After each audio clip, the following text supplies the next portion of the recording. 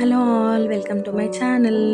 ఇవాళ వీడియో వచ్చేసి మా మమ్మీ జింజర్ చికెన్ కర్రీ చేశారండి. సో ఆ రెసిపీ అనమాట. అండ్ ఆనియన్స్ చూసారా ఎంత చిన్నగా కట్ అయిపోయాయో. ఈ చాపర్ నిజంగా భలే హెల్ప్ఫుల్ అండి కిచెన్లో. ఇక్కడ కడాయిలో ఆయిల్ వేసేసి first whole garam masala items ఉంటాయి కదా, వాటిని యాడ్ చేసింది. దాని తర్వాత అల్లం కూడా అదే చాపర్లో కట్ చేసినందుకు చిన్న చిన్నగా అయిపోయాయి చూడండి పీసెస్.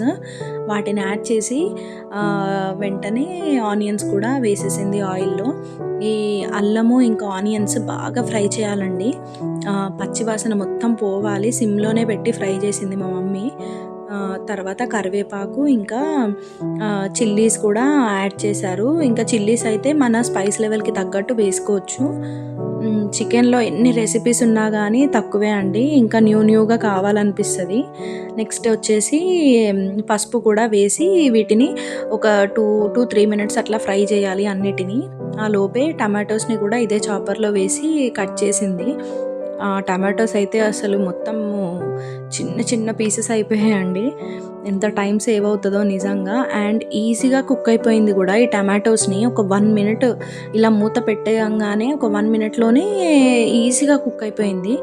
అండ్ ఇది కుక్ అవుతుంది కదా, చికెన్ని కూడా కడిగేసి సాల్ట్ వాటర్లో నానబెట్టేసిందండి. తర్వాత చికెన్ యాడ్ చేసి ఒక 1-2 మినిట్స్ అలా మగ్గ పెట్టాలి. చికెన్లో నుంచి వాటర్ అంతా బయటికి వస్తుంది కదా, అవన్నీ వాటర్ వెళ్ళిపోయిన తర్వాత కారము, సాల్ట్ ఇంకా ధనియా పౌడర్ వేసి కుక్ చేసుకోవాలండి. ఈ టమాటోస్లో నుంచి వాటర్ బయటికి వస్తుంది కదా, చికెన్లో నుంచి టమాటోస్లో నుంచి, ఆ వాటర్తోనే చికెన్ కుక్ అయిపోయిందండి. ఆల్మోస్ట్ కుక్ అయిపోయే టైంలో చికెన్ మసాలా కూడా వేసి ఇంకొక 5 మినిట్స్ అలా వదిలేయాలి.